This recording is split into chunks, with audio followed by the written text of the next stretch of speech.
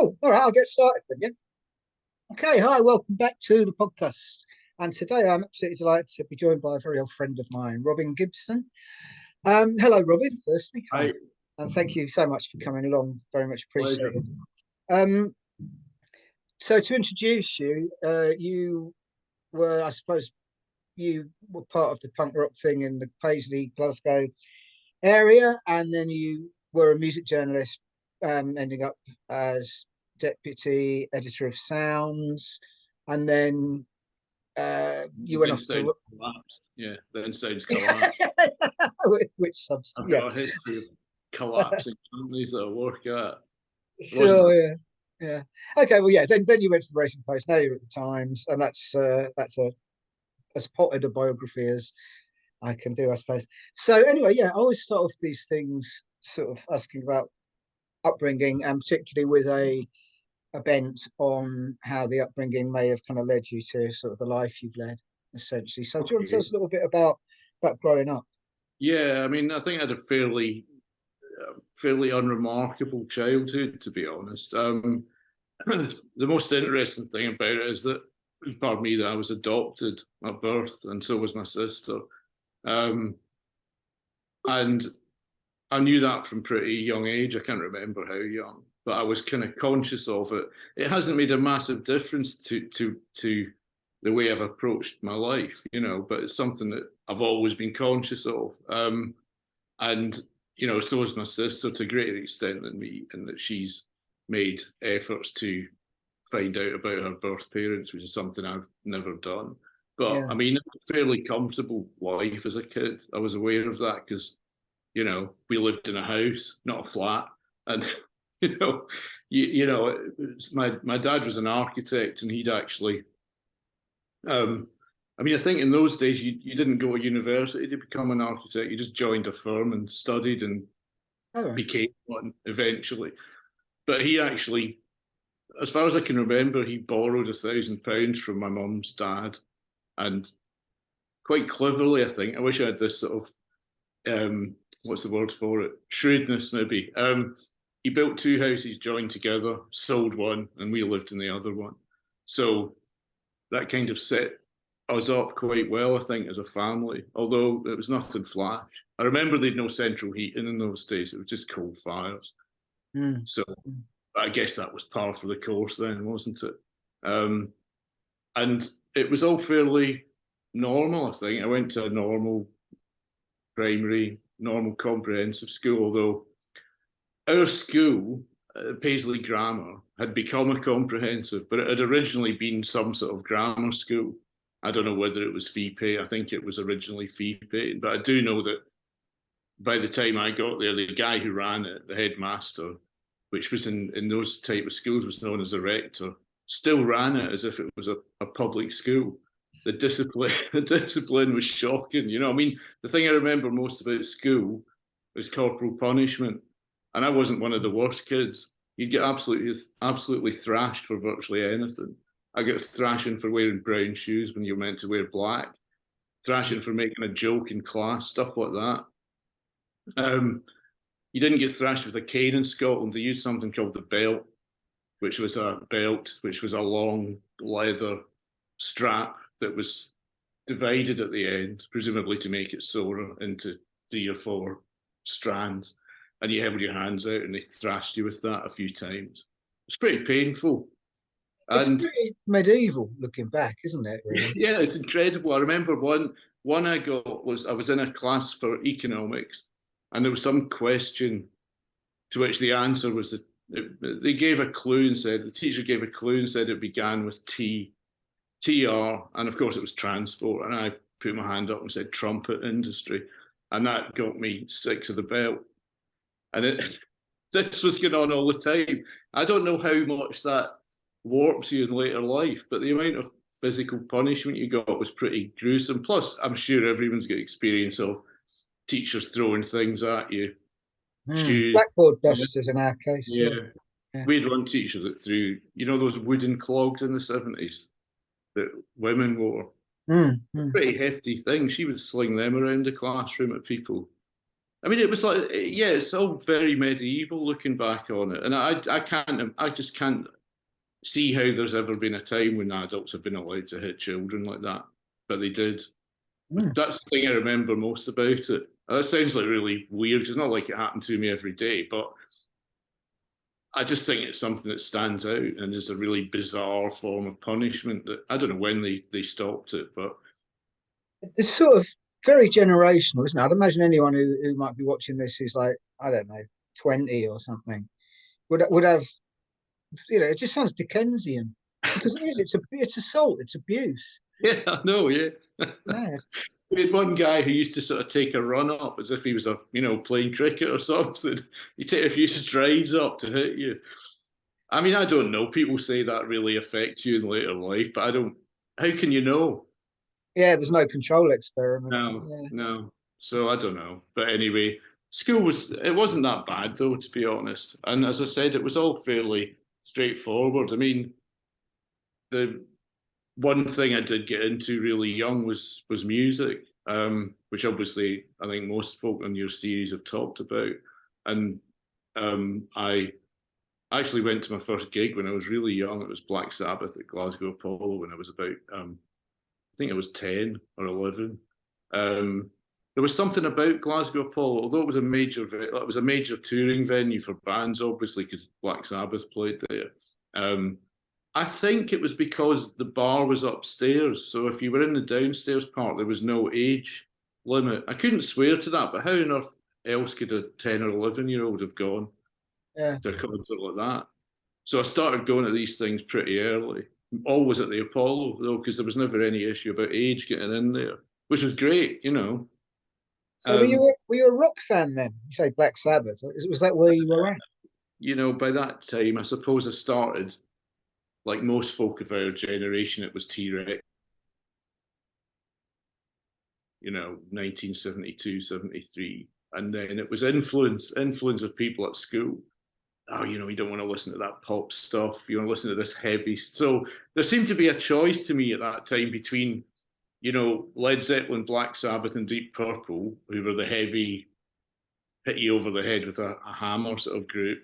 And then there was the kind of people that listened to Yes and Genesis, and I couldn't stand any of that. I'm not saying that with hindsight. And now in the era of Spotify, I've found out that I can go back and reassure myself that yes, Genesis and all those bands really were bloody awful. And I did try, I thought, well, I'm going to listen to Yes again. So I played one Mm. of the famous albums, and it was really gruesome, kind of, I don't know, not worth talking about. So yeah, I sort of got into quite heavy rock, going to see Black Sabbath, Status Quo, things like that. And then obviously punk came along, so that was a big change, as we know. And there was a lot of it about up here. Um, It was. It really well, was, wasn't there? Yeah. Glasgow had a bit of a problem, and the city fathers or councillors, they were all very upset when the Ramones album came out with the song about sniffing glue on it. And there was a ban on punk for a while, it seemed like it lasted for ages, but it was probably only a few months. And they had a test gig, which was the Stranglers at Glasgow City Hall. And of course, there was all this pent up punk energy in the city, and everyone turned up to this concert. I think it was in summer of 1977. And of course, it was turned into, it wasn't a riot, there was no violence, but it turned into total mayhem, and the gig had to be kind of curtailed. I don't know how much it was cut short, but I do remember climbing onto the stage with a whole load of other people and standing talking to Hugh Cornwell. And this was before their set had finished. It went completely mental. And of course, this reaction from the Glasgow punks caused them to extend the ban. The councillors had all come along to see this gig and were appalled by the scenes but it's nothing really. They probably never been to a concert in their lives before. So Yeah. Yeah. but that was it. I mean, I don't think it was extended for that long. After that. But again, it seemed like, I think by the end of the year, the Clash were back and played at the Apollo, or it might have been early '78. I can't remember, but This it seemed played long. this played into Paisley's hand, didn't it?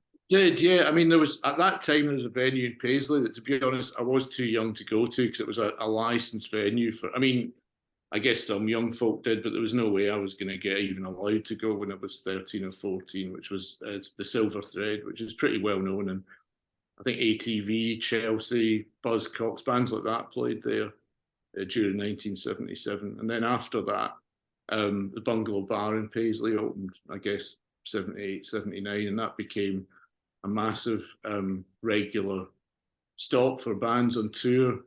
Even after they could play in Glasgow, it just became established, the Bungalow. So I saw bands like The Fall, Simple Minds, Teardrop Explodes. It was quite a big tour. I think Psychedelic Furs did it as well. I don't think I was at that one. And all those kind of second generation oi stroke punk bands like Cockney Rejects and Four Skins and people like that.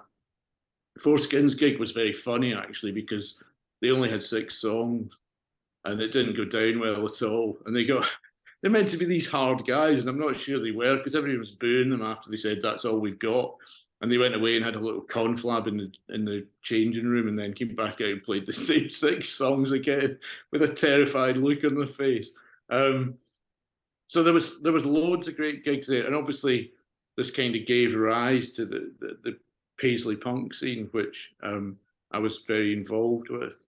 I mean, we'd started a fanzine in 1978 in February, which seemed very late at the time, but yeah, we were probably not old enough to have started it any earlier than that.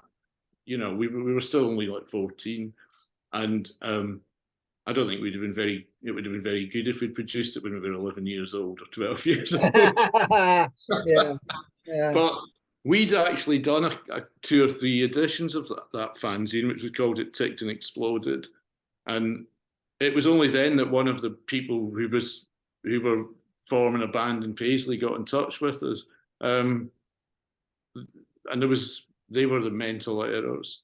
And there was a whole bunch of other groups like Fire Exit who are still going, I think.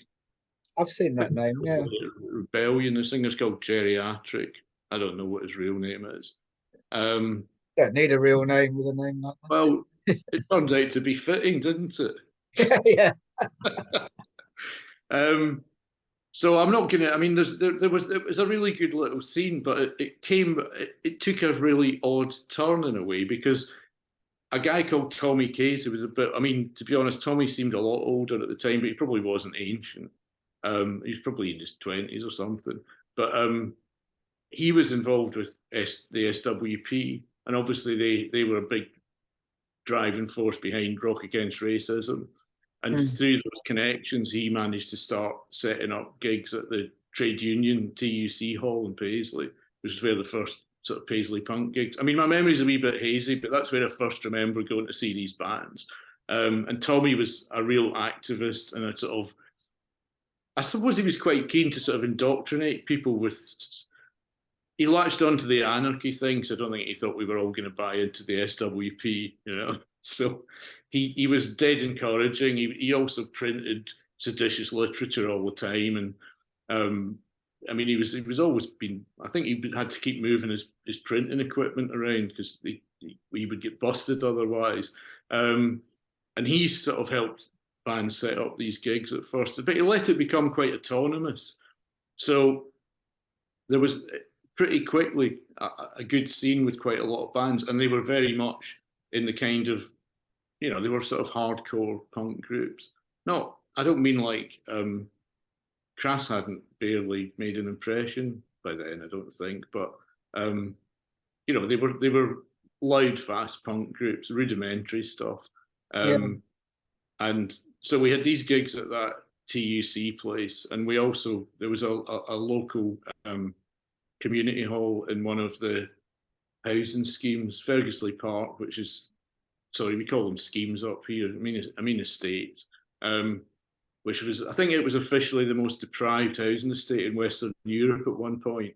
So we promoted, well, various different combinations of people promoted some gigs in that place as well. So it was hyper local, you know. But Tommy Tommy managed to, I don't know where he got the funds together. It wasn't much funds, but we didn't, they did, they started making records. So they did 2 EPs, with the first one with 5 local groups on it, the second one with 4 local groups on it. And the second one, the first one was hilarious. I went to the recording of these, and the first one, it was in some, I can't remember where it was, in some rehearsal studio somewhere. And they just set up like 2 microphones, and the band's just played in front of them. I mean, you can hear on the record that they're moving around. It sounds like someone's put a cassette recorder in front of them. It was reviewed in the NME, and I think it was one of their big writers who did it, like Nick Kent or someone like that, who said this was obviously recorded in one of the old wax cylinder machines, which I thought was quite good. Like, they went on to completely slag it off, you know. Hopefully their dogma will be something like, hopefully their dogma will one day be rewarded with a revival. It was all about snooty. And the second one was all anti-police songs, and was called Ha Ha Funny Police, and had a picture of Jimmy Cagney on the front with a couple of guns, and that wound up the local police quite a bit. I think they got on the front page of the Paisley Daily Express for that one of the bands. But it was, I said, it was hyper local, and it was kind of it was almost like in opposition to what was going on in Glasgow at the time, which was all these groups like Orange Juice, who obviously in retrospect Orange Juice were a good group, but I certainly couldn't be bothered. It all seemed a bit fey and wimpy to me at the time. Yeah. And you know, not only did we have these local bands, we also had the bungalow bar scene with bigger groups playing. You did get the Rejects and the Foreskins and that sort of, and the Fall and hard edged bands playing there. So there was no need to be involved in that postcardy Glasgow scene. It just didn't pass us by. We just didn't like it. But you see, there were some really talented people in that Paisley scene. Like, there was a band called Excess Discharge, who effectively two brothers, who, I mean, it's a terrible name, but they were a bit beyond the average punk thing. They were quite influenced by Pill, I'd say, in retrospect. And they didn't do many.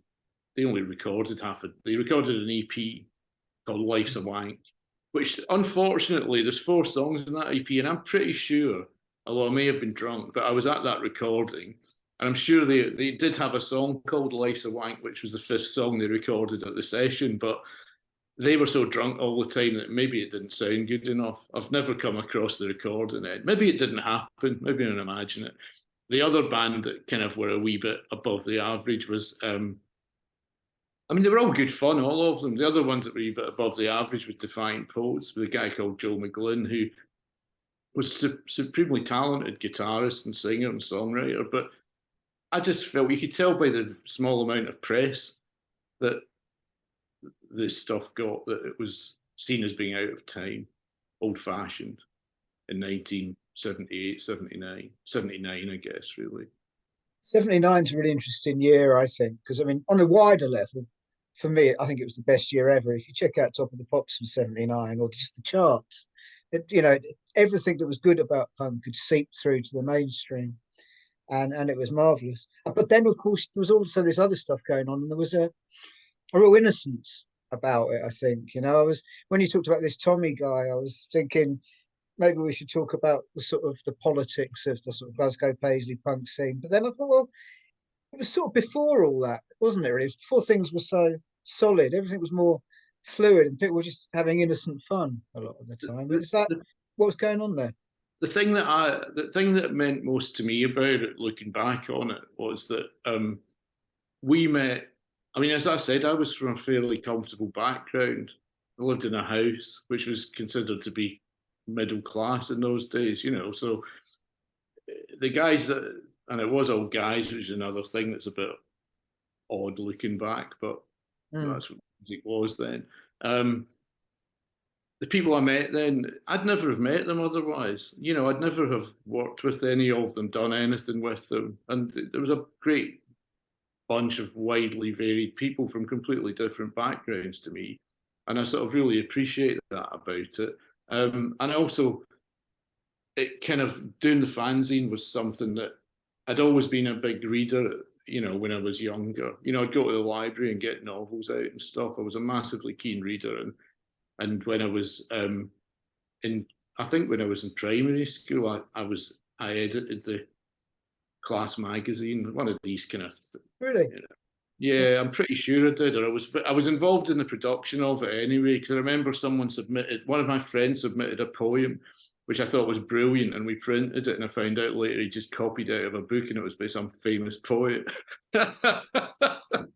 Early version of AI, really. I don't know if I edited it, but I was definitely involved in producing it. And then I think I remembered that when we went to do the fanzine, I thought, I can do that. I know how to stick words and pictures together. And obviously there was big influence from other fanzines, like the earlier fanzines. I think we were part of a second or maybe even a third wave of fanzines.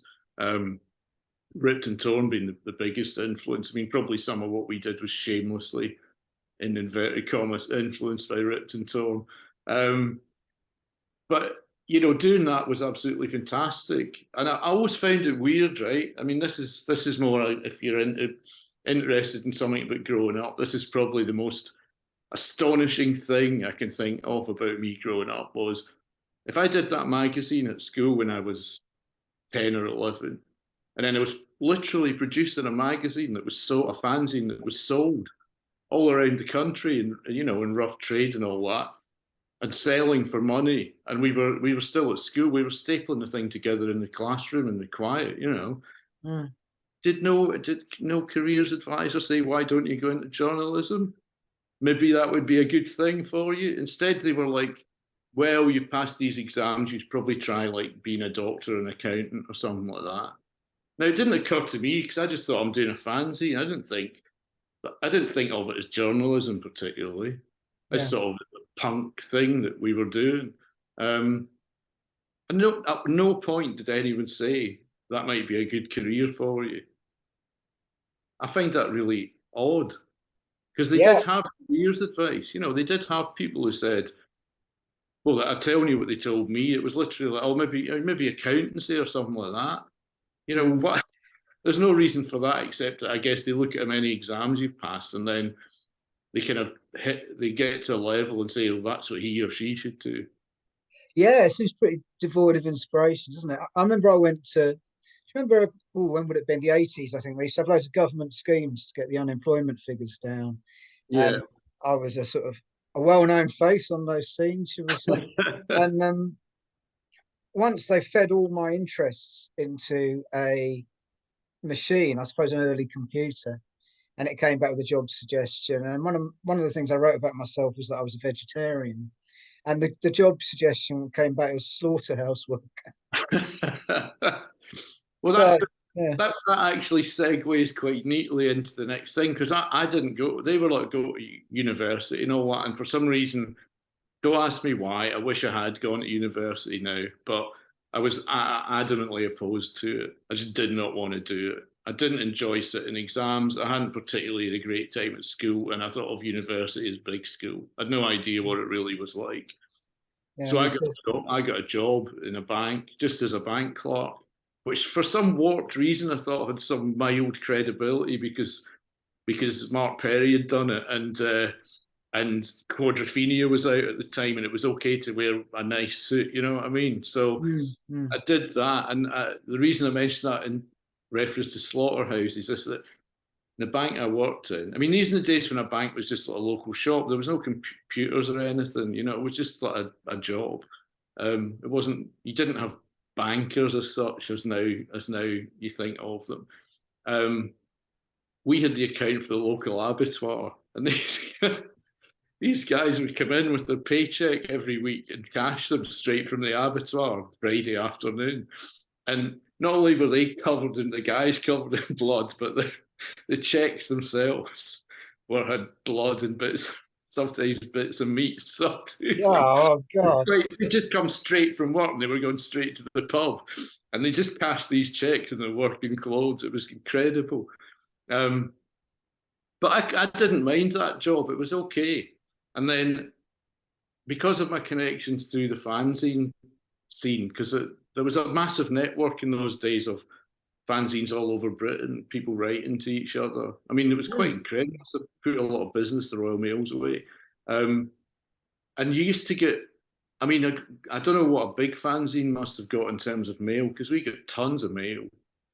And eventually, sort of, I suppose about just we're heading into the night when you stopped the fanzine in '79. So I was working for a couple of years there, and kept in touch with some people. One of whom was John Wilde, who you know, who used to write to the fanzine from Wales, and he'd moved to London. So we went down.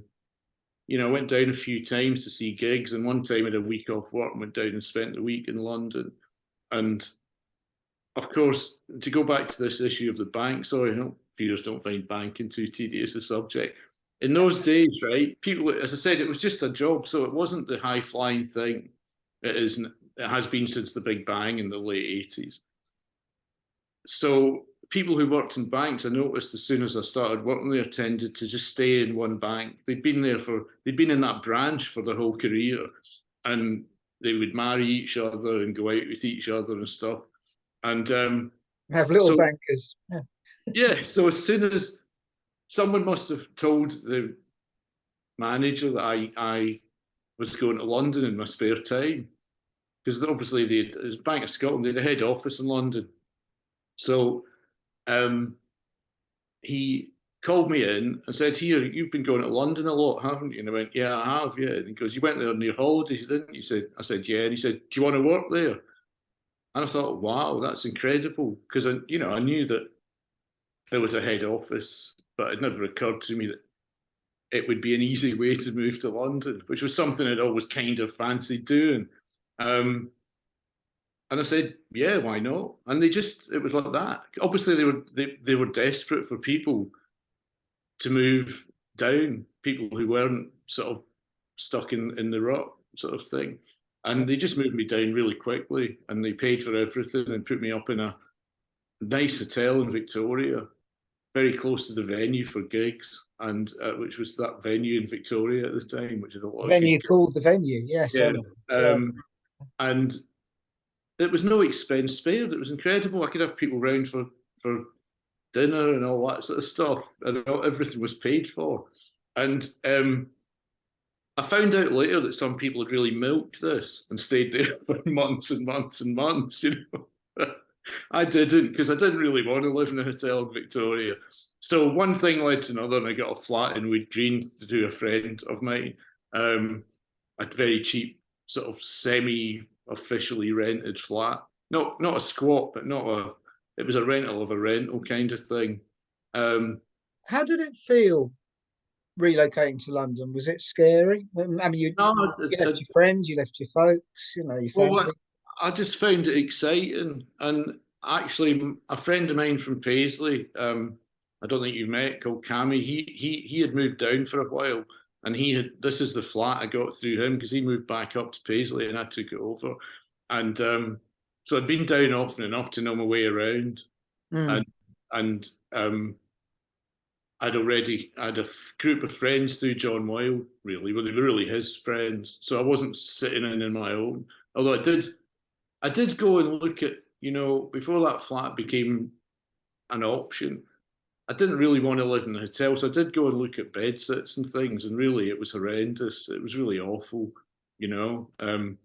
Literally one room with a gas ring sticking out the wall, and I couldn't have done that. I didn't know anything about the squatting scene then. I've never squatted, just because I've never had to. As I said, that flat was a semi-official flat, and I was there for about 5 years before I moved to Brixton. But as I said, I was just excited about it. I was going out to gigs a lot, and then that's when I started to sort of think, well, the head office of the bank was horrible. It was really high pressure stuff. I only lasted about 6 months there. And I always remember, because I decided to start trying to write some stuff for the music press. I had been sending stuff into NME and Sounds, but I'd been reading Sounds since I was 10. I mean, I was a Sounds fan. But I'd never really got any joy out of either of them. And then I thought, I felt this was a bit crap, but I thought, look, I know Johnny Waller. He used to do a fanzine in Scotland, and he was on the staff at Sounds, and I hadn't got in touch with him yet. This is like 6 months after I'd moved down, and I just thought, oh, what's the point? I might as well give him a ring and see if he can do anything for me. And he, you know, as I'm sure happened to lots of people in those days, he got me some stuff in the paper, and that was it. Started.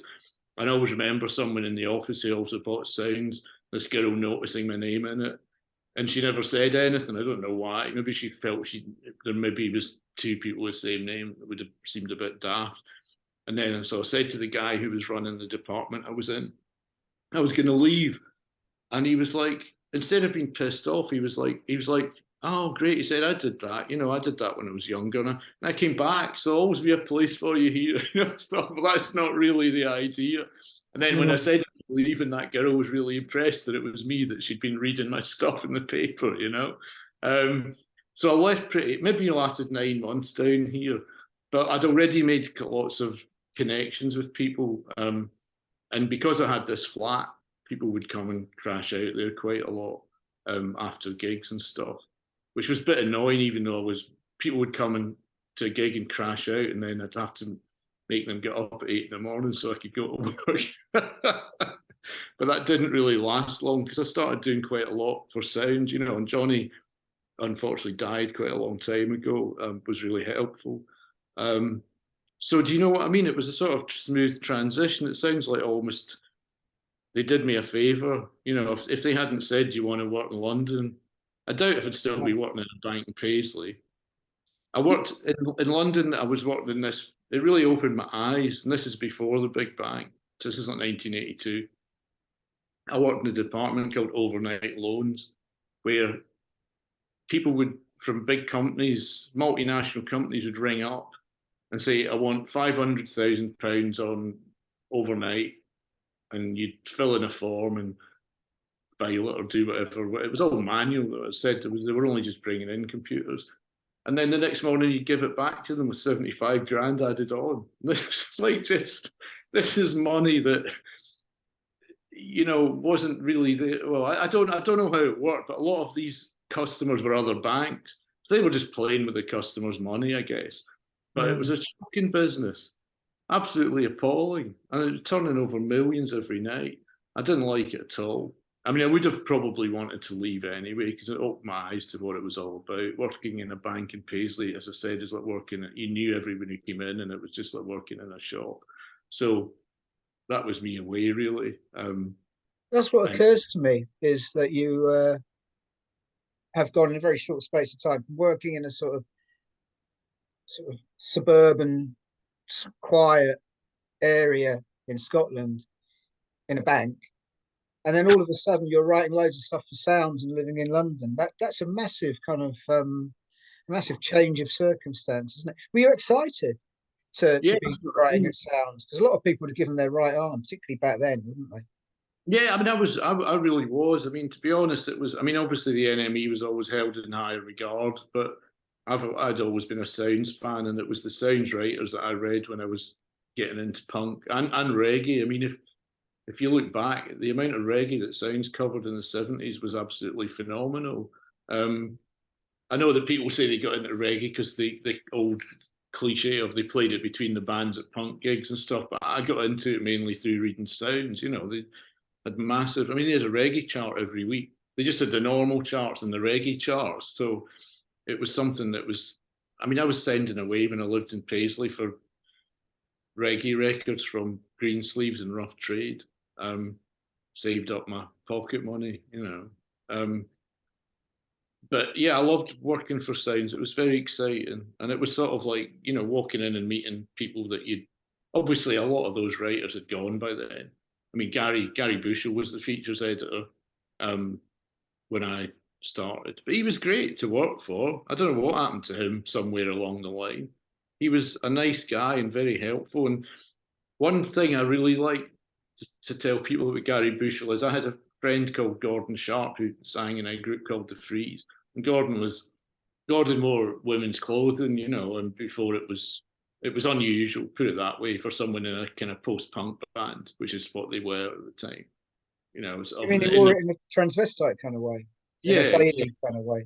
I don't know really, but he It did wasn't just on a stage. stage outfit. That's what I'm trying to get at. I'm not sure. When I say friend, I knew him through the band quite well, Right. not daily because they were from, I don't know if they were from Edinburgh. They were definitely weren't from Glasgow anyway. Anyway, get to the point.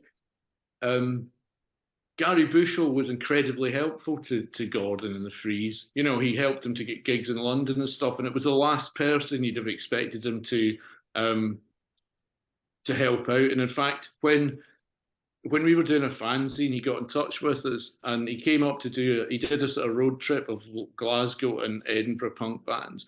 And he said to us, I'll come to Paisley as well, because he knew there was quite a scene building up. And he didn't have time, which I fully believe, because I think he was only up here for 2 days.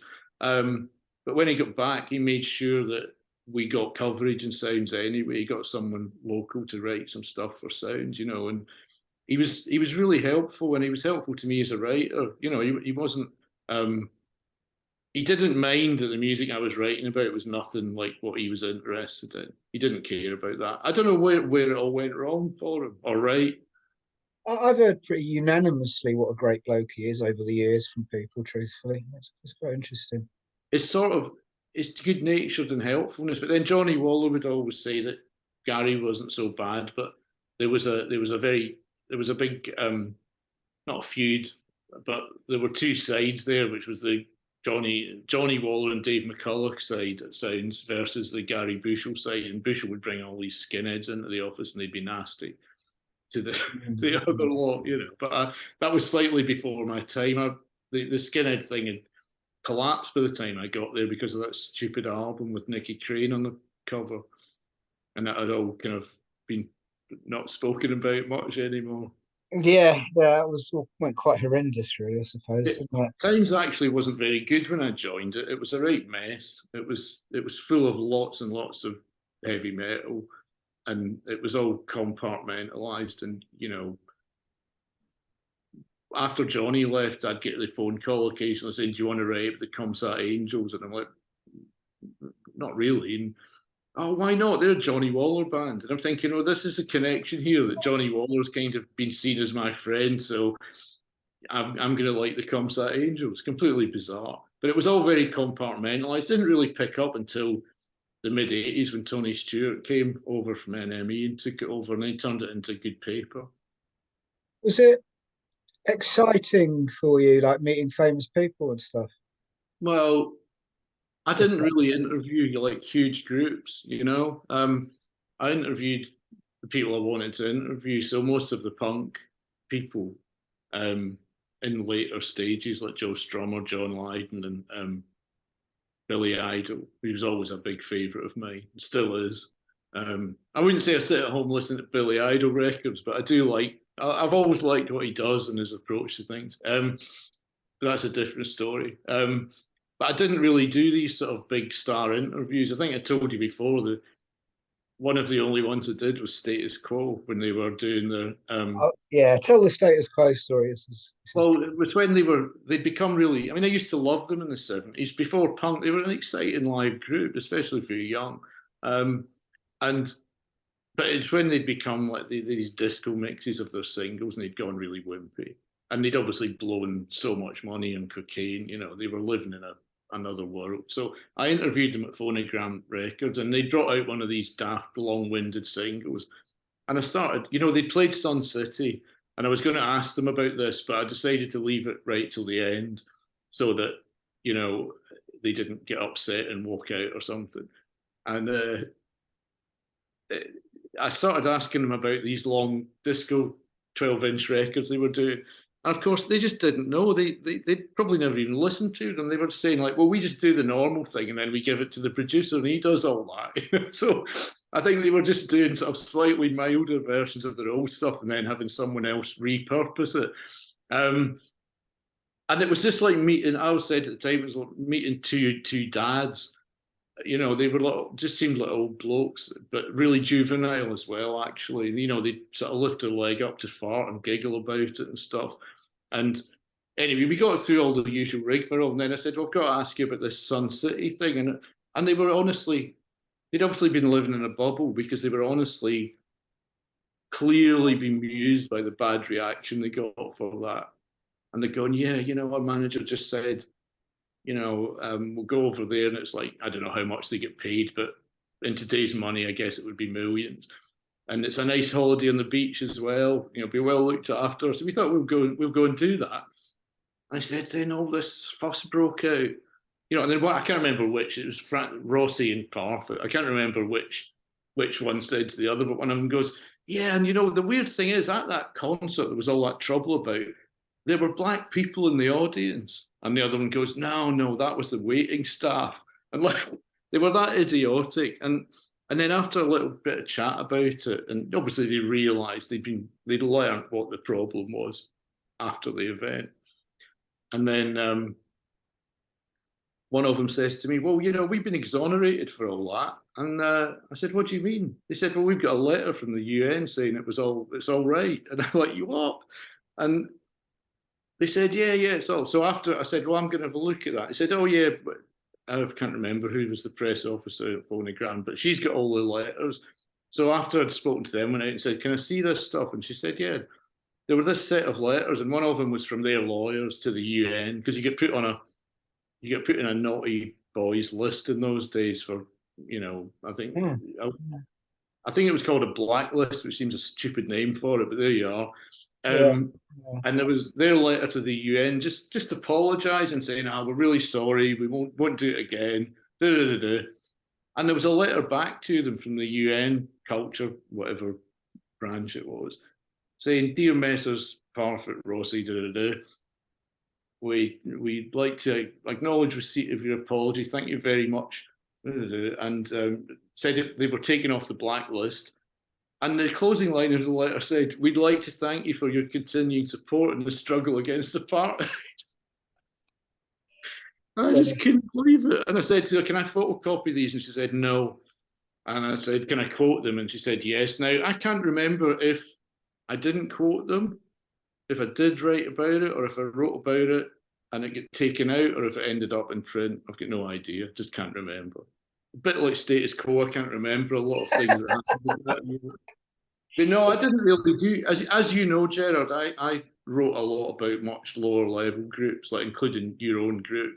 And there was definitely a period which was probably wrong in terms of how I thought about it, where you felt you could make a breakthrough or make a difference by getting some of these bands on the anarchist scene into the papers, and we all tried hard. It wasn't just me. There was other writers who did it as well. But let's face it, we were pretty young, and we didn't, at that age, I didn't really realise. I hadn't had enough experience of just how corporate the music business is, and how the papers were probably gracious in giving that amount of space to some of these groups. But if the writers came in and said the records were good, there wasn't much they could do. And as you know, the Mobs album was in the top albums of the year in Sounds. I'm not sure if it was in the top albums of the year in NME. So, we did try, but in the end, I think probably went into it quite young, still having this rebel rock feeling in my head, and, as we all know. And what's more, the papers themselves became, as the 80s went on, became part of bigger companies. Sounds went from being a sort of virtually a family company to being part of Express Group. And IPC just got bigger and bigger, didn't it? And NME became more of a part of a corporate thing. So the actual background of the papers changed as well. I think also the music scene, rather than the music business, changed too. There was definitely a feeling that it was almost like a little political victory to see, I don't know, Amiga Tribe in Sounds or something like that. That it meant more than just the music, and it meant more than just the career, for their career or whatever, that it was really what, like, kind of getting a point across, a political point, I think. And then, of course, that just sort of, throughout the 80s, that just dissipates, doesn't it, until it kind of doesn't exist anymore, I suppose, that feeling. The band that I was always happiest to get something on was Poison Girls, because I felt that they were really challenging virtually everything just by their existence and by the makeup of the group, by the subject matter of the songs, by the fact that they gradually made the music more and more accessible. But there was one very disappointing episode, which I think was the one that made me realise, which was, I think I went with them to the counter inaugural ball in Washington when Reagan was inaugurated. So I guess 85, 84, can't remember when when his terms were exactly. And it was a fantastic event. You know, it was an anarchist event in Washington with loads of artists, and I wrote a whole lot about it, and it just got cut down to half a page, you know, because obviously it just wasn't suitable for.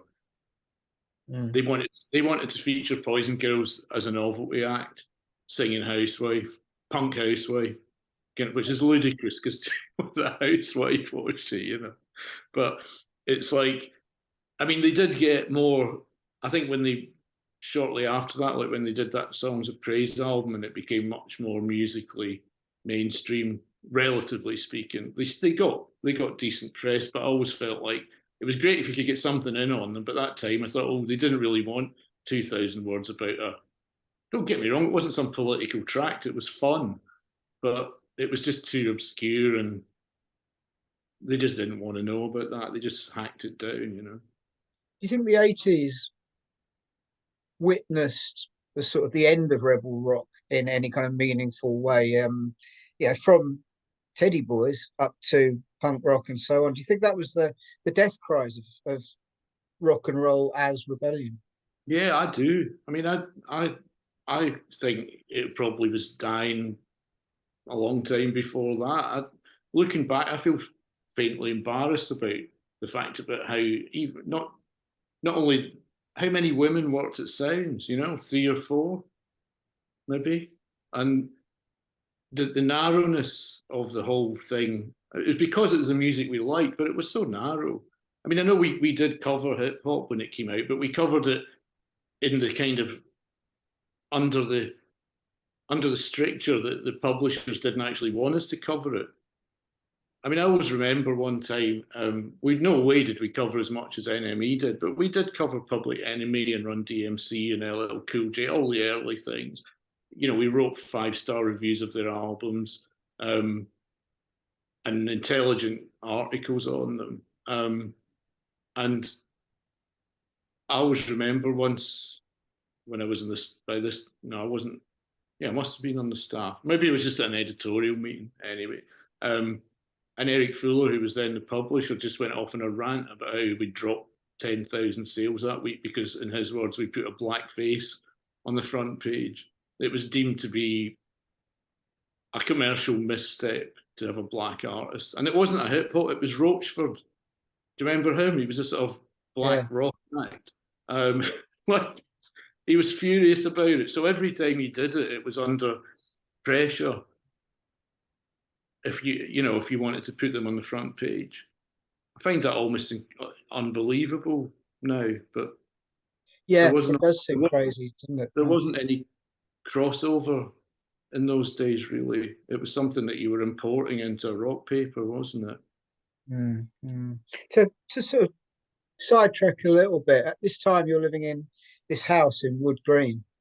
Yeah. Sorry, we've got off the track, mate. Yeah, I wanted to talk about that a little bit because the makeup of the house is so astonishing, really, the actual people and what they all went on to do. Do you want to talk a little bit about how that kind of came about?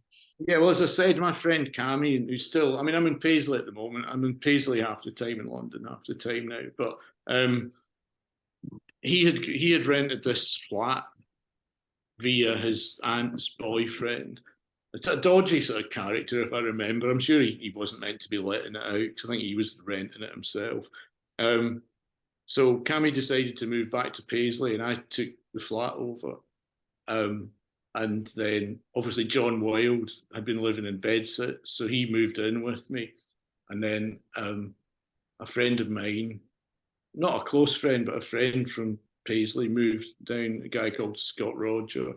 So there was 3 of us for a while, but it became a bit of a stopping point because around the Wood Green area, a load of people from Paisley moved down and sort of stayed with us for a while, signed on, and then went off and squatted. So there was a couple of quite big squats nearby that were mainly populated by people from Paisley. So there was a core of John, me, and Scott in that place, and other people sleeping all over. It wasn't a big flat. I'm sure you've been there at least once. So there was people sleeping all over the place. Quite often there'd be 10 people staying there, sleeping under the table and 3 in a room and stuff like that. But all transient. You know, I don't mean they were tramps; they were just transient. And that group of people, yeah, because we know about John Wilde because he also started writing for the Music Press Sounds and then Melody Maker and then Loaded, where he was quite a big name, and then proper magazines like Mail and Sunday magazine and things like that. And now he's got a new life as a mindfulness coach, or I'm not quite sure what he's up to at the moment. Scott Roger, I never really thought this would happen, is now probably the biggest manager in the music business. He manages Paul McCartney. I'm not quite sure how he got there. I presume Paul McCartney asked him to manage him, because you don't ring up Paul McCartney and say, I'll manage you, do you?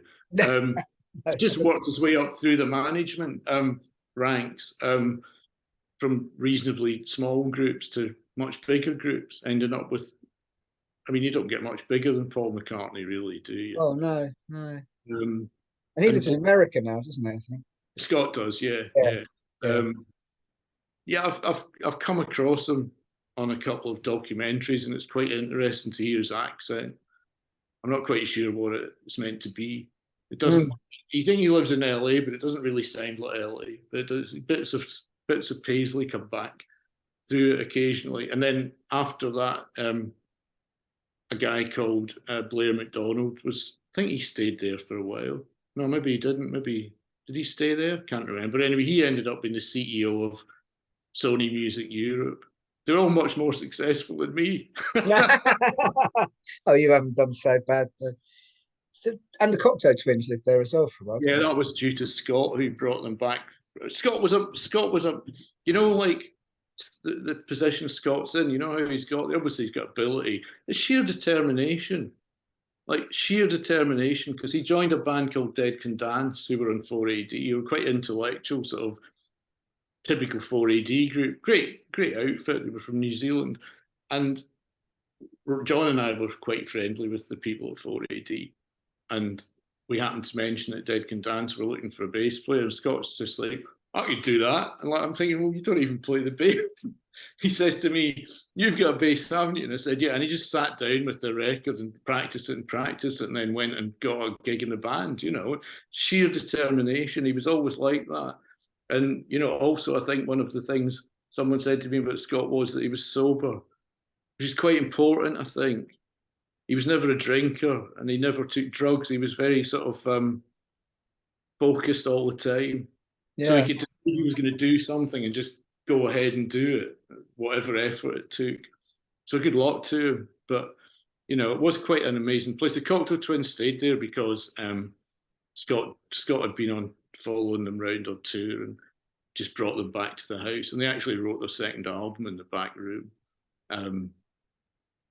And they were great fun. And I've always thought, you know, they were a band that was almost impossible to interview. They would clam up in interviews. They were notorious for it. And if people could have sat in our living room, heard them chat, and heard Robin talking about how he made his music and stuff, you know, he was completely open about it all when he wasn't on tape, when he wasn't being interviewed. I guess it would be pertinent to ask you how they did make their music then, what he was saying. Well, I can't remember, to be honest. Okay. I don't remember, Gerard. There was no, fair enough. More so on their part than mine. There was a lot of drugs around in those days. Robin particularly was a very heavy fan of drugs, you know. I can't remember that much about that whole period. I just remember it being a really good time. And again, it seemed like in everyone's life, it seemed like it lasted for ages, but I was probably only in that flat for about 3 years. But the throughput of people was incredible. And yeah, I mean, it was a good way to move to London living there, because you were never short of people and everyone was always going out to gigs and doing stuff. I mean, Wood Green itself was a pretty hairy place to live if you were a punk. because it it's a was the it's a whole the whole thing's a bit mad, isn't it? Because, like, as you say, Wood Green's not the nicest area, truthfully, and you're living in some grotty flat. It's really not the sort of natural. It's not the kind of natural catalyst for everybody to go on and be so successful in the music business. So I'm sort of wondering, is there anything when you look back that kind of would explain that beyond just sort of sheer coincidence? I don't know. I mean, everyone had come from everyone. I mean, look, even the Coxer twins came from a more run-down town than Paisley. They came from Grangemouth. Everyone had come to London with a. I mean, their view was we're not going back to Grangemouth, and our view was we're not going back to Paisley. And I'm sure John's view was I'm not going back to Milford Haven in Wales. There was a sense of you didn't want to go back. It's a bit ironic because I'm back here half the time now and I like it. But at that time, there was a sense of we're not going back there. We're going to do Yeah, something here, whatever it is. And I do think there's a sliding scale of the people, the more sober people were, the more they achieved. I honestly believe that's true. Going right down to the other end, which thankfully no one totally fell off, where they were so out of it they never managed to do anything. yeah. The wisdom of hindsight and age, perhaps, isn't it? I guess it's there seems something very romantic about getting out of it back then. Really, that you were going to somehow break through to the other side, as Jim Morrison put it. Oh yeah, and sitting there writing stuff drunk and taking speed and things. I don't know how it's completely crazy, really. But I guess that's just what people did then on that scene. It was just exciting to me to meet. I had a between the late 70s and then I had sort of fallen out with modern music, but I wasn't listening to much. I had a reawakening with all that whole Southern Death Cult period, Southern Death Cult, Sex Kind Children, and all the anarchists, that sort of, and Blood and Roses and bands like that. I was really excited by them all. I'd go to all the gigs with Southern Death Cult. I did a fair bit of hitching around to see them outside of London, and I found it all really exciting that period. So it was a great time to move here. I know that a lot of people look back in that period as a bit hollow now, the Death Cult, Sex Gang, and all that. But it was great at the time. It was very exciting. Was, Um, yeah, yeah, yeah. so it was a good time to do it. And as I said, we were trying to push those groups in the music press, and they got a fair bit of press. But I think in the end, they were probably a bit out. They weren't. The Cult broke through when they became a normal rock group, didn't they? I mean, the rest of the bands just weren't really made for mass consumption. But it was all, that whole scene was very exciting.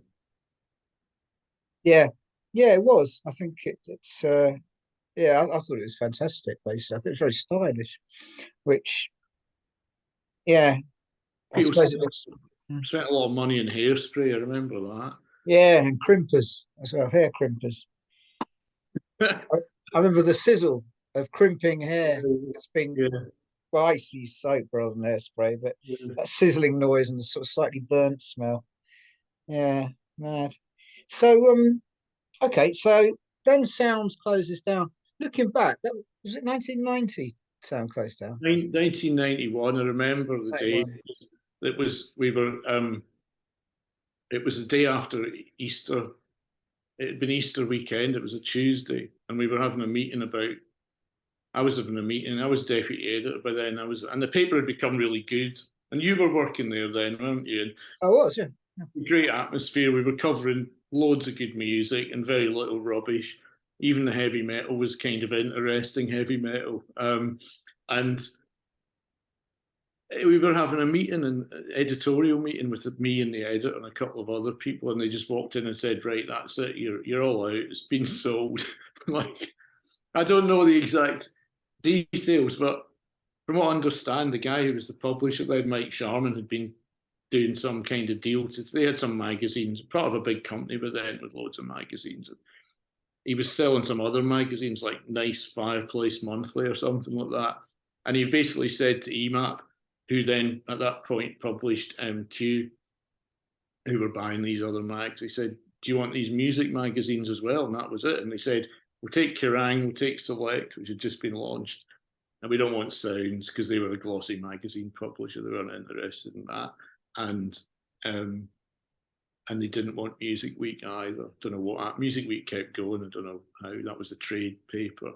And then the people from Select and Kerrang all got taken over in a bus to EMAP, and we were just left there with no jobs and no paper going to come out. And then at the end of the week, we all got a payoff, and that was it. It was pretty brutal, really, because the paper was still making a profit. I know that, but the sales had gone way down. They'd all gone way down. Sounds had gone down from selling, 150,000 when I joined to selling 45,000 or something like that.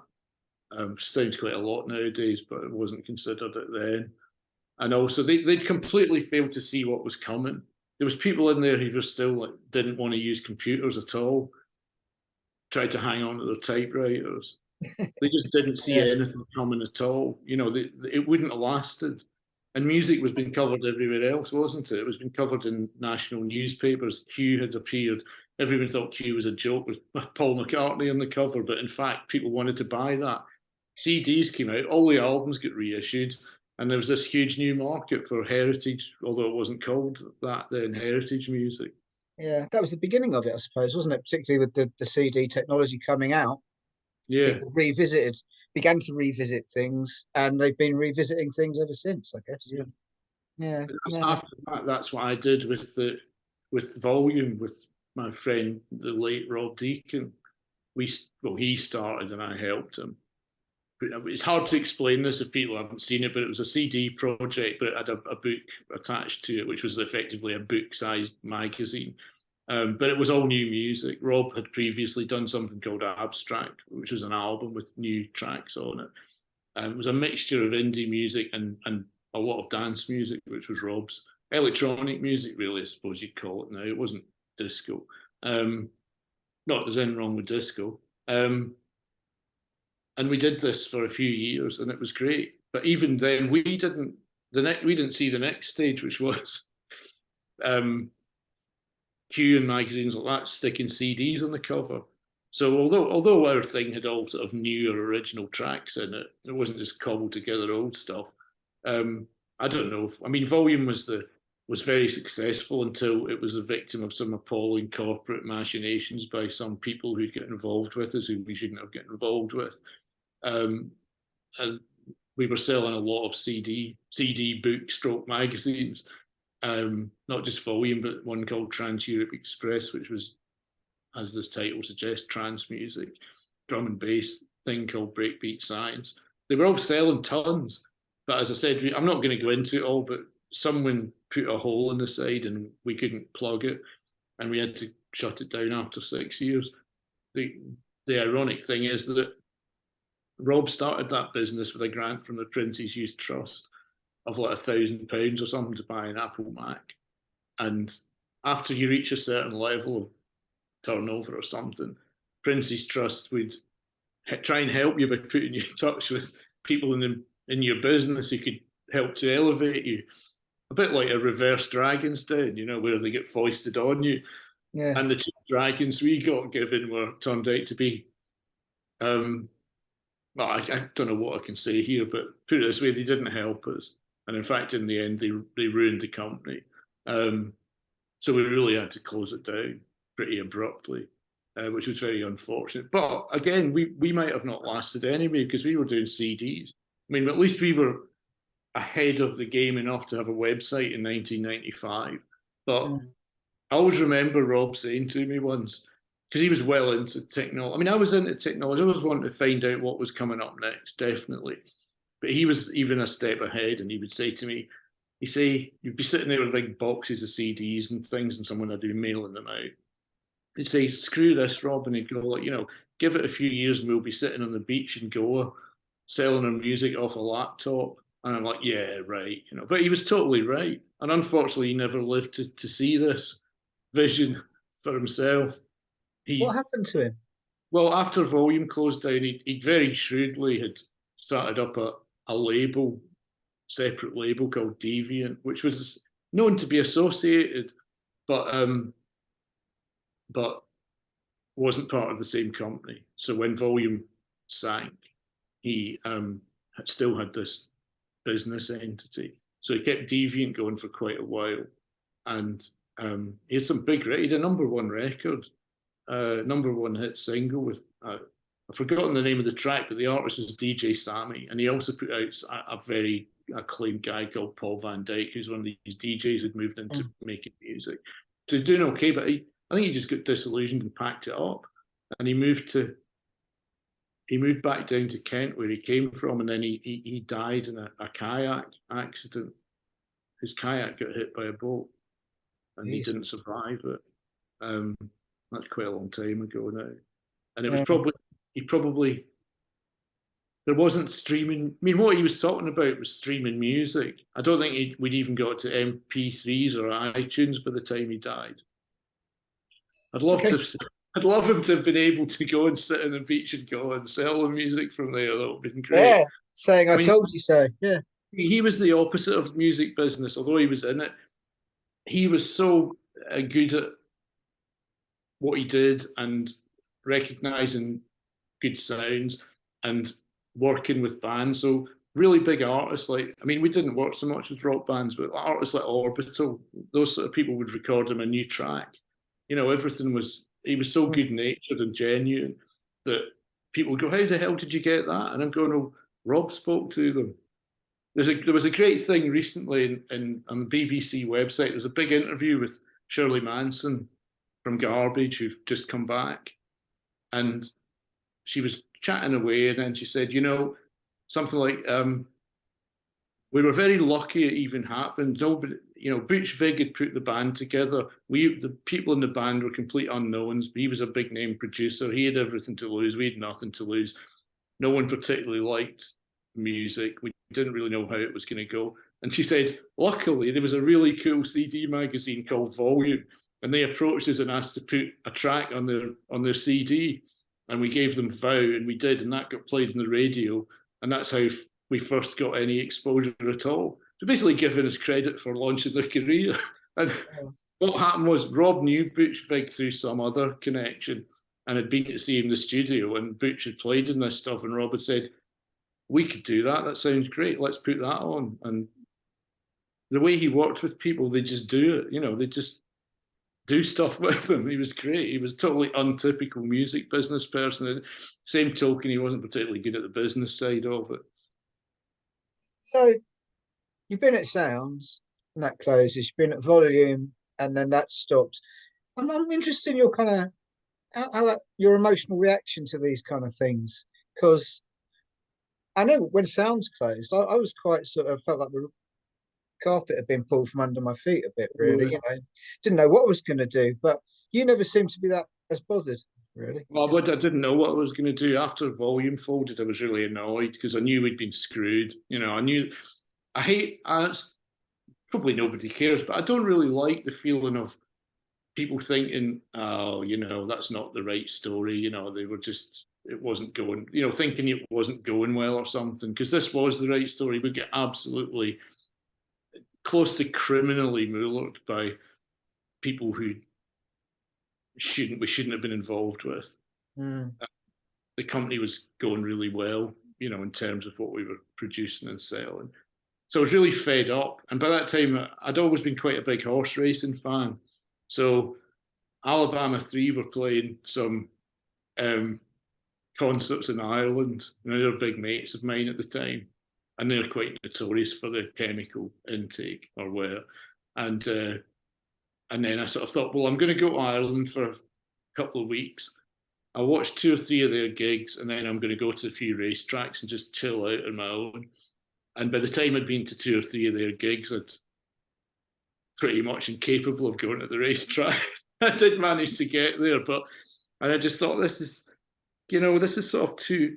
I was fed up with the whole music thing, to be honest, and especially all that drinking and drug. I mean, I was never a big drug taker, but the whole scene. I remember used to go to these freebie events or album launches and stuff.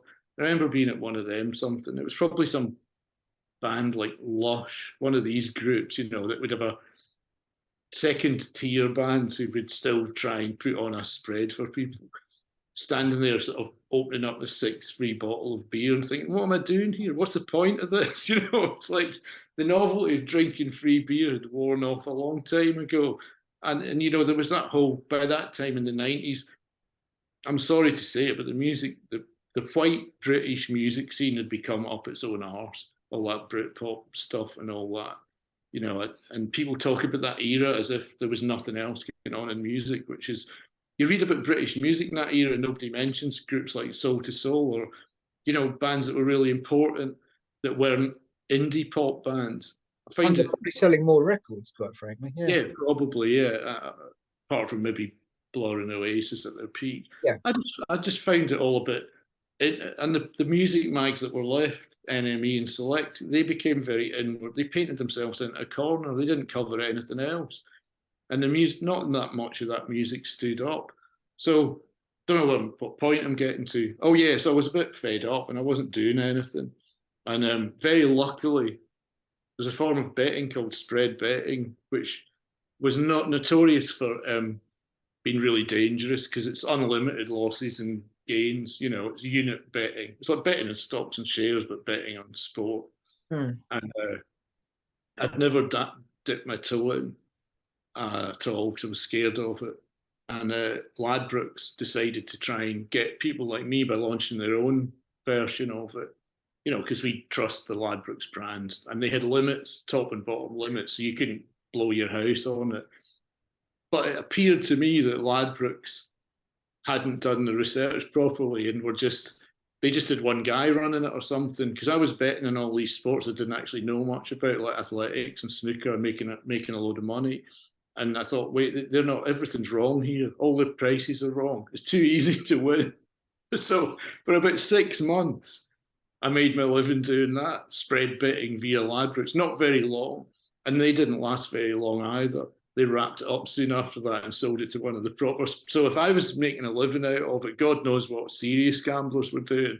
And it was just at that time that I was sitting at home, and my then flatmate, I had the Racing Post line there, and she said, "There's a job in here." I said, "Oh, you're not going to get that, Am." She said, "No, you should apply for that. You never know. It's just a sub-editor's job."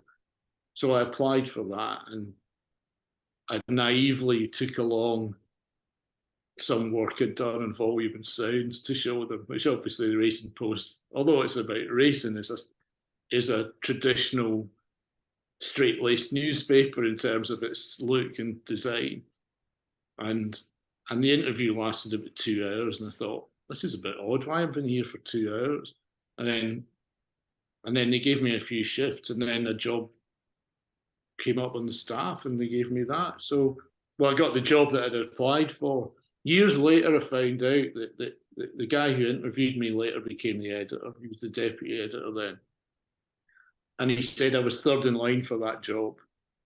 And one guy they wanted was at the Sport and Life and didn't want to move. Another guy, I don't know who he was, but he didn't want it. He decided not to take it either. And Alan Byrne, who was the editor, turned around to the guy who'd interviewed me and said something along the lines of, "I suppose we'll have to try that fucking music guy then." Brilliant. I think Alan left and then came back in a buyout and is still the chief executive. And I'm sure I've always been that fucking music guy to him, you know. But then, because I'd always been into horse racing, it was like a second wind for me. It was a bit like when I first walked into Sounds, and I was walking into the Racing Post and, you know, getting the same feeling, seeing all these people that I'd been reading for years. And I was there for 20 years doing different roles, and I really loved it. I always feel a bit bad about this because most people I know, including myself, are vegetarian, and I sometimes get stick for my love of horse racing and greyhound racing, but I don't really know how to explain it, really. Is your love the sport, or is your love the gambling, or is it? Are they separable? Not really. I mean, you could have a football match without betting on it, but it would be a bit pointless having a horse race. There would be no favourite. Well, they could still be a favourite. It'd just be favourite for what? What to what end? I mean, the sport was devised to allow, you know, rich people to bet against each other, basically. it was John Wilde and another flatmate of ours, Keith Burke, who was also in the Wood Green flat, who I played in a band with in Paisley, actually, because in the fanzine era, it was a done thing for fanzine writers to form a band. But he was good, but I was no good. I just played the bass for a while and then gave up. John and Keith used to bet on the horses every Saturday. I didn't get into it as a kid. I got into it in 1985. And I don't recall them ever having a winning bet. It was obviously just a bit of fun. And it was one Saturday, it was November. I know it was because the race was a November handicap. And I had like £5 left. I was really skint. And they were going to put all the bets on. I said, wait a minute, I'll have a bet. And I looked at the list of runners for the November handicap. And there was a horse called Bold Rex. And I was writing for Zigzag magazine at the time under the pseudonym Bold Rex. No, sorry, not Bold Rex, Rex Garvin, because Rex was my initials and he was an old soul singer and I needed a pseudonym so that Sounds didn't officially know any blah, blah, blah. So Bold Rex was running, so I thought, I'll back this. It was 20-1, I think. I didn't even know how to put a bet on. I gave them a £5 and they came back, all their horses lost, and then my horse won at 20-1. And I think if that happens to you and you've put your last £5 on it, you're going to be interested in it. Do you know what I mean? So the next week, I mean, I was so naive too. I didn't even know I would get £105 back. Didn't know you got your stake back as well as the 20 times. Maybe I'm still that naive, who knows? But the next week I got the Mirror on the Saturday and they're like, John and Keith are like, what are you doing? I go, well, I'm reading this form here. See, and they go, oh, you don't want to bother with that. So they were obviously just picking out names, but I got really into it. So I'd been going to the races for years before I worked at the Racing Post. So they could tell when I went for the job that I knew what I was talking about. Maybe not as much as I do after 20 years working there. But yeah, I mean, it's a tricky one with all that vegetarian thing. Because, I mean, I'm virtually vegan when I'm at home now. And I don't follow jump racing, like a bit like boxing. The older I've got, the less pleasant I find watching horses fall. You know, and sometimes you get fatally injured. I don't like it anymore. I'm not just saying that. It's just something that I've become more and more. Yeah. What's the word? No, it's not disgust. I know that the people who race these horses love the horses. I don't have any issue with that. I just find the sport itself unnecessarily dangerous for those horses. Flat racing does not have that sort of issue at all. Greyhound racing is another issue because I've owned quite a few racing greyhounds, and so there's some very unscrupulous people in that business. But we were scrupulous. And no dogs came to harm. You know, and dogs probably more than the horses like the racing. They just run around a track chasing a rabbit. They enjoy that, you know. But there are some horrible people in greyhound racing, and that's why the sport's dying. And horse racing's gone to great lengths in the other way to try and make itself socially acceptable. Because they know what, you know, in the old days you could kick your dog down the street and no one would say a thing. Now people are very, very. Please, at this point, let me say I've never kicked my dog. No. Yeah, it probably is worth clarifying. I knew that. Maybe it's worth clarifying. But, you know, we used to see a lot more. People were much more, they were not uncomfortable with it, but they didn't pay attention to abuse of animals the way they do now. Yeah. Yeah. Do you ever think about being a professional gambler? No, I don't think I'm good enough. I think you need immense discipline. And I used to always say, oh, yeah, if I had a bankroll of £20,000, I could do it. But I'm too aware that it's very difficult to make a living at it. I do know someone who does and has made a lot of money out of it. But you've got to be very devoted and spend hours. And it's hard to say if you could or not because you've got to put in the day's work. There's no way that, I mean, I've always liked being a journalist of one description or another. So never sort of thought I'm going to sit down for, 4 weeks and see if I can make a living off betting on horses. Probably couldn't anyway.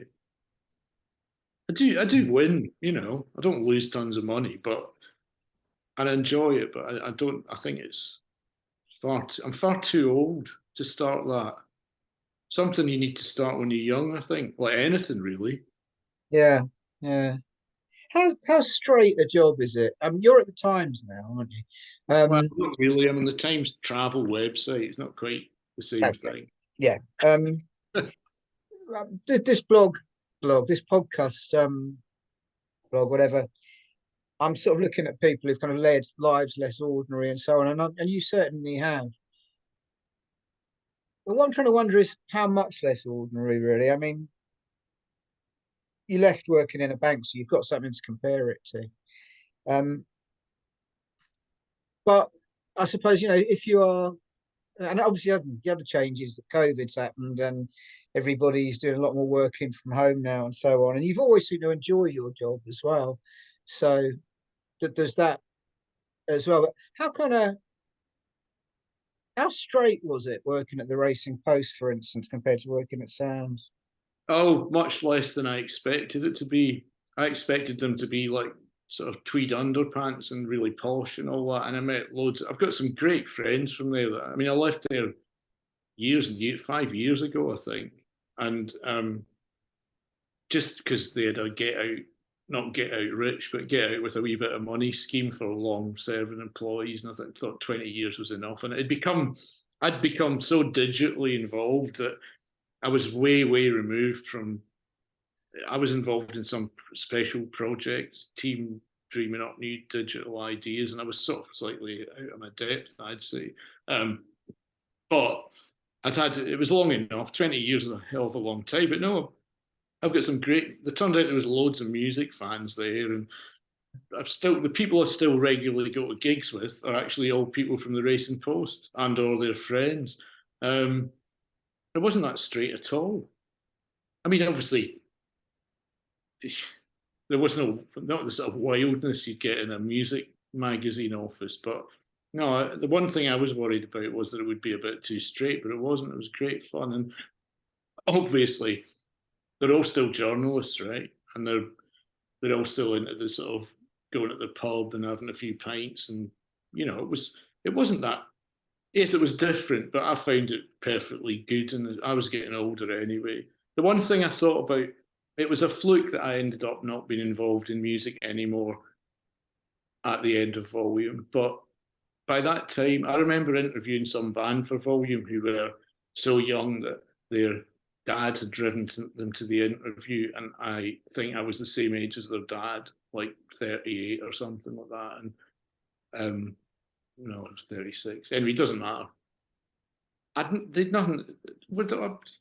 I couldn't interview these bands. I mean, they've got nothing to say. They're like 16 years old. I'm more than twice their age, and I look at the papers now and I think, how can people still write, especially these old music magazines that just write in reviews of reissues of Blondie or whatever?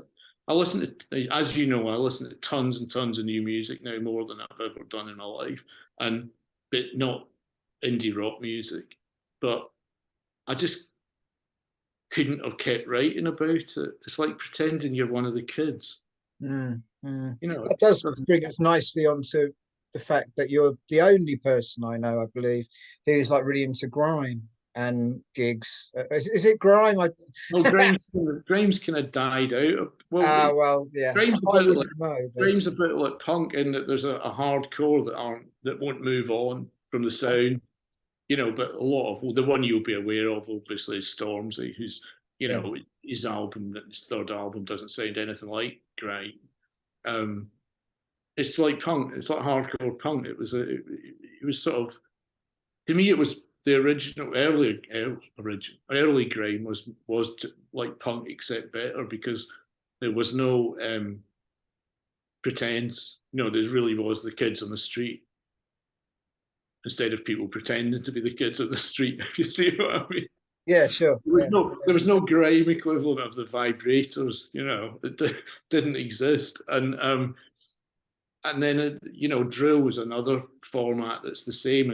I really like it, and that really is very, very street music. To the extent where police often try and shut down drill artists and arrest them for performing certain songs, and it's associated with gang violence. But again, the people who are moving out. I mean, I love this. This is the sound I love, but the guys continually, and again, drill's a very male-oriented world. The rappers become a bit monotonous after a while. But the people who've busted out of the scene, you can't really call it drill anymore, so they call it UK rap, if you want a title for it.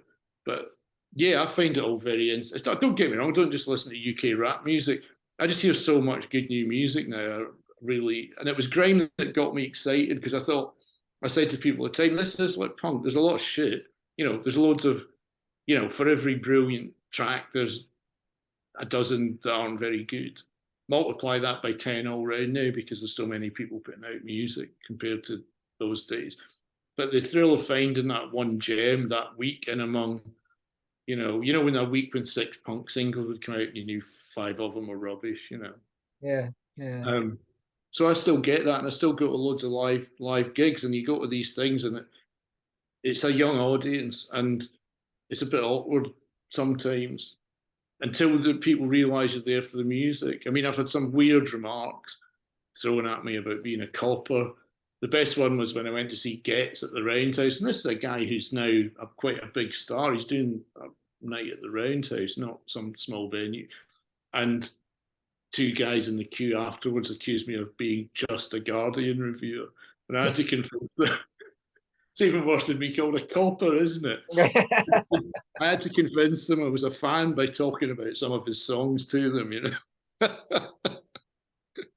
So you do get this weird look, but I much prefer being at these young gigs, as long as they don't think there's anything actually sleazy about you, which hopefully there isn't. The fact that all the old enthusiasms there, people are going mad, and they don't care if you talk or you spill a drink, or if not that I'm jumping around at the front, but some of these old fart gigs I've been to over the last 10 years or so, which I've pretty much stopped going to, the crowd's just appalling. They might as well be at the opera. They get so annoyed if you talk or you go to the bar or. Yeah. They sort of seem to. There seems to be this thing now with standing gigs where people are reserving their places and you're not allowed to. Yeah. Yeah, that's I bizarre. went to Phil a few years ago at Heaven, and I actually got the chance to use the famous line about where did it all go wrong, because I was there with a couple of friends, and we'd sort of gone to the bar, and we were chatting, and we came back in with our pints, and the guy behind me tapped me on the shoulder and went, shush, and I turned around and looked at him, and he didn't never mind the bollocks t-shirt on. I said to him, I looked at him and looked at his t-shirt and said, where did it all go wrong for you then, mate? And he looked pretty sheepish, to be honest. He didn't apologise, though. Yeah, but that's it. I can't stand. It's not that I like going and seeing some old artists, but the crowds are just appalling.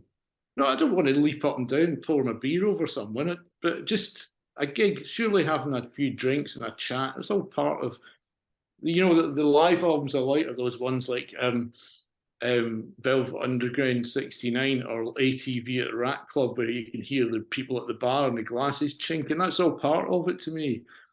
Absolutely. Yeah. It's mad, isn't it? So what these days you're living half in Paisley, half in London. So you must have a pretty kind of interesting overview of the 2 places now, or indeed Scotland and England, perhaps. Really. Well, yeah. Well, the thing is, I'm only really here. I didn't in the 80s and 90s. I didn't come up here that often. Just the usual people do Christmas and birthdays and things like that. But I know my mum and dad got older, and they died a few years ago, both of them. I started coming up a lot more, and eventually got a flat up here so I could help them. And I mean, they didn't need care; they just needed help and company. And then after they died, just decided to keep the place anyway, because I quite like being here, and I'll go and see my boyhood football team, St Mirren, who I've been supporting since I was about 5, and I've got a season ticket. So it's all good being up here. But towns like Paisley they're desperately trying to reinvigorate themselves, but there's no logic to it's like these northern English industrial towns as well. Here's 80,000 people all in one place. Now, they're all in one place because this was a mill, a thread, and it's where Jane Peacock's thread was made. So there was 2 huge mills and lots of associated textile industry. all the streets are called, Gauze Street, Silk Street, Thread Street, Cotton Street. Now, that finished 50 years ago. Industries that replaced it, particularly cars, is gone as well. So you've got 80,000 people in one place for no real reason other than that that's where they've always been. You wouldn't form Paisley here where it is now and put 80,000 people in it. And it leaves you with a bit of a hole in the centre, which is actually visibly manifested by the fact there's no shops left in the high street. There's charity shops and boarded up windows and Sports Direct, and that's your whack, really. And there's admirable attempts to revitalise it by, repurposing the museum around the textile heritage and all that. But it remains to be seen, because it's nowhere near as run down as some of those places you see in the Northeast when they occasionally show you on TV when they're pre-election about the so-called left behind. It's nowhere near that bad. And maybe it's too big to be that bad, if you know what I mean. It's not a small town, it's a big town. But I think places like this have got trouble. And I don't see an easy way out of it. And I think I don't like the divide between Scotland and England at the moment. I find it really distressing. I've always felt of myself not a flag waving Scot at all. And the worst thing about it is the division that referendum caused. I know that there's since been the Brexit one, which has been equally divisive, but that was the first time I thought this is just clear to me that referendums are not a great idea, because it just created long-lasting division up here. And it's also resulted in some very odd stuff. They've got an electoral system that's designed to prevent an overall majority, but the SNP have been so popular that they've managed to get one twice, and they've got a majority now by a coalition with the Greens. So that they've been in power for so long that I think it's pretty obvious that they're not doing a great job in government. I'm not slagging them off. They're certainly a lot better than down south, but any party that in any country that's been in power for that long is going to start fraying at the edges, and that's what's happening. And there's this whole idea of it. I didn't have a vote up here when the referendum took place. It's a long time ago now. I think it was 2014, but I would have voted no. Now I would probably vote yes, because I've given up on the idea of the Westminster government pulling back to something acceptable. So I'd probably vote yes, but not particularly enthusiastically. There's no dislike of English people, but there's an absolutely strong hatred of the Westminster government up here. You can see it when prime ministers or any politicians visit up here. They get poor reception, to put it mildly. It's a shame. That's all I can say. I was quite happy with a sort of half-decent UK. Do you know what? Well, like, one of the spin-offs from that punk era was that because I didn't join the SWP when I was involved with Tommy Kays and all that lot we discussed earlier, but I did join the Labour Party purely for the purpose of becoming a member of Militant, if you remember the entries. I do, yes. Yeah. So I was a member of Militant at 16, and I've always been quite left-wing. Probably had quite a lot of, I don't know what the word is. That was more my although I was involved in the anarchist punk scene, I was more of a communist, really. That sounds a bit bad saying you're a communist. But anyway, I was young, and I've always been a member of the Labour Party. And apart from a period in the 80s when I left it, because I thought it was getting a bit too left-wing, which is quite laughable. A bit too right-wing, which is quite laughable, really. It was when Kinnock was slinging Militant out of it. Oh, yes, I remember that, yeah. But, I've got fondish memories of UK governments that weren't so crony-ish, rich, and clearly concerned with lining their friends' pockets. They don't care. Whatever they say, they don't care what happens to people, because it's never going to affect them. I mean, Jim Callaghan comes from the Navy, from the days when people were walking around in bare feet. Completely different type of politician. I'm not saying he was some hero, but at least people in power in those days understood what normal life was like. And these characters are never going to, and a party that's only concerned with making things easier for their friends and business associates aren't going to improve. They're just going to get worse and worse. And people say to me, well, you could end up with a half decent Labour government. I'm not so sure about that either. Everyone's so in bed with the corporate world now, and trade global, all the rest of it. You can't put the walls up and have left-wing government in one country. It doesn't work. So for all those reasons, I'd probably vote yes to Scottish independence. But I think a referendum now is a crazy idea because it's going to be split right down the middle again. All the polls say it. So what if it changes by a few percent one way or the other? That's not good enough. You need a thumping great majority for UDI. There's another dynamic, isn't there, between living in Paisley and living in pretty much central London, I think you'd probably call it, and that is the difference between living somewhere quiet and living somewhere very kind of urban and buzzy. Is getting older affecting how much you like those things?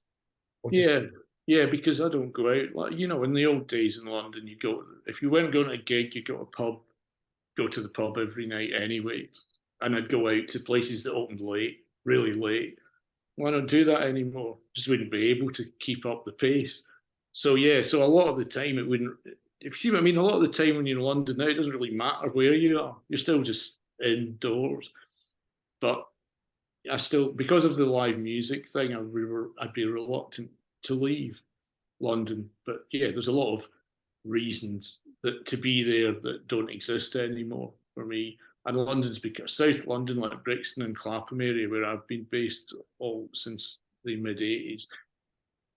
I don't know if everyone says the same. Probably older generations said it about us, but it's so corporate and gentrified now that Brixton's shocking nowadays. I mean, comparing it to what I've been there for years. I had a friend of mine who also lives in Brixton, funnily enough, saying she's got a teenage daughter, and she said her daughter and son and if their friends, they don't even go into central London for their nights out. They kind of go to Deptford or somewhere, and that's changed as well, hasn't it? Because when we were younger, Soho and the West End was where all the romance lay, and perhaps West London a bit as well for Clash type gigs or something, I suppose. But the places places that were virtually nil-go areas like Hackney and Peckham and all that are now unbelievably trendy. Yeah, that's absolutely mad. When we did a gig in Hackney in, I don't know, about 5 years ago, I went to the off license to get some cheap beer, and it was sort of run by these hipsters, and there was no kind of brand you recognise. And I took a couple of cans of cider, I suppose, to the desk, and what he wanted me to pay for them, I thought he'd made a mistake and charged me for 4 instead of 2 or something. And I ended up walking out. But the crazy thing was, this was Hackney. In the 80s, this place would have been selling rubbish at knockdown prices. And yeah, it's funny the way it all changes. But yeah, we are older, and I guess when I say no go, I don't mean no go areas. What I mean is they were kind of like bomb sites. They weren't no go areas, but when you went to Hackney or Peckham or what's the other place I'm thinking, Clapton, somewhere like that, they just looked like bomb sites. That's why everyone's squatted in them, isn't it? Basically? Yeah, and now it's like what I said to you ages ago about it's just the population of London's increased by over 2 million since we moved there in the 80s. Now, there's not 2 million extra seats in pubs or on tube trains. There's just too many people. Well, not too many, but everywhere's crowded.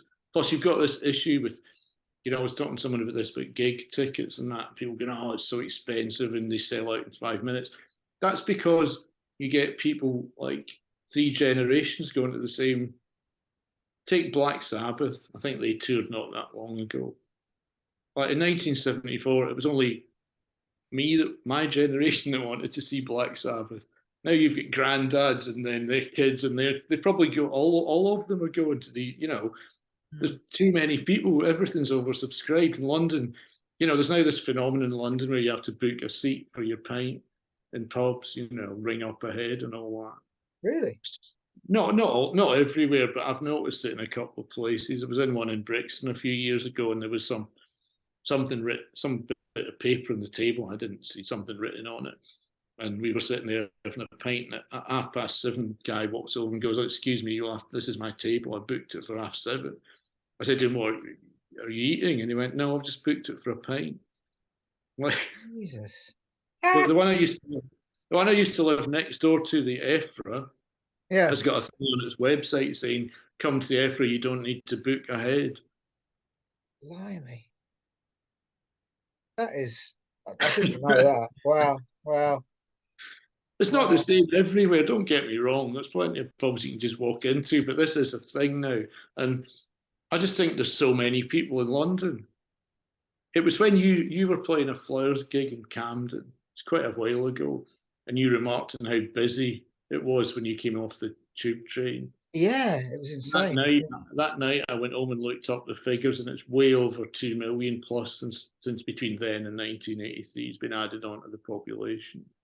Wow. That's a lot of people to all fit in the same place. It is, isn't it? And whereas it should theoretically be kind of adding to the melting pot and turning it into some kind of New York style cosmopolitan greatness, that isn't what's really happened, is it? No. Uh, Same time, I'm wondering how much we're both starting to sound like characters off Lust of the Summer Wine or something. Yeah, no, but it's not. But the thing is, you can't afford to live there. That's the problem.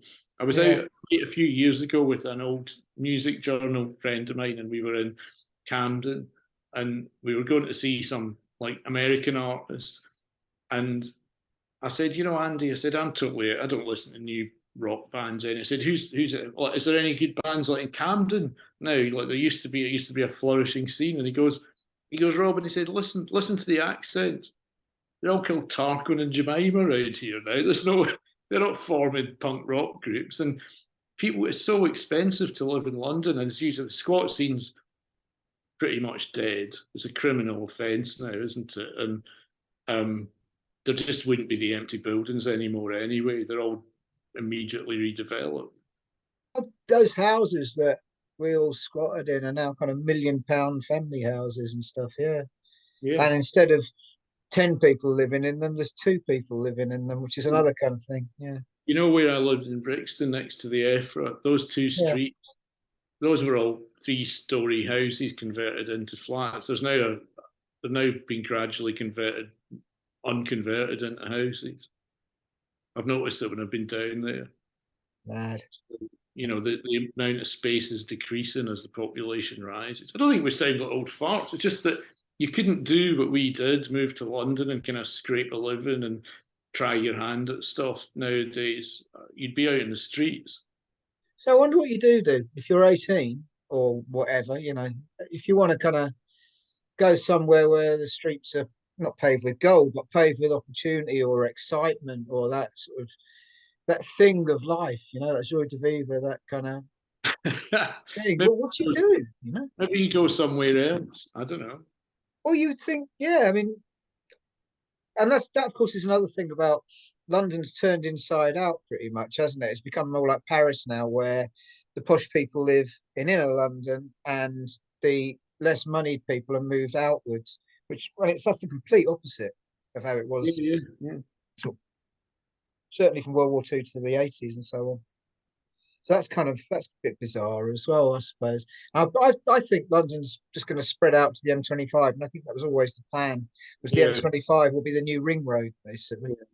But there's there's you're really aware still being in London quite a lot. I'm really aware of it's becoming more and more detached from the rest of the country. I don't just mean England and Scotland. I mean just London and everywhere else in Britain. Mm, It's like a different. Well, the people have referred to it, haven't they, as a city state, and this was one of the sort of pie in the sky ideas of the Brexiters. Was it would be when they said Britain will be Singapore on Thames, they meant London will be Singapore on Thames. yeah, yeah. It isn't, and it won't be. But it's London's. You just need to go to these new private developments, like what they've done with Battersea Power Station area. It's like a mini version of Canary Wharf, but without the banks. And there's more security guards than people, and it's private roads. You can't actually drive onto them without permission, and it's absolutely horrible. And that's what's happened. That's what happens to spare land and property now. It gets overdeveloped and sold as investment properties at huge blocks of empty flats that are bought by overseas investors. Completely, it doesn't. I don't understand how it's sustainable, but apparently it is. Mm. Okay, I think that we're almost on 2 hours here. That's probably that's too long. Well, it is what it is. It's done now. But yeah, okay. We can keep shooting the breeze, so to speak, putting the world to rights. But I think for the purposes of recording, that's been good. It's really fascinating. That stuff about London in particular. I'll tell you one thing I'd like to finish off by, actually. Very practical question as far as I'm concerned, because you know London and I don't these days, essentially. If I go up to London for a drink, where would I want to meet someone these days? You got any suggestions? I mean, just rough areas or anything. Yeah, there's some nice pubs around about between Southwark and Waterloo Station. I could recommend the Rose and Crown, which is near Southwark. Right. Cool. Okay. That's good. Specific, right? Yeah.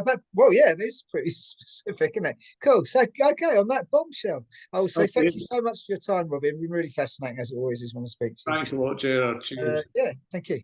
All right. Cheers. Cheers.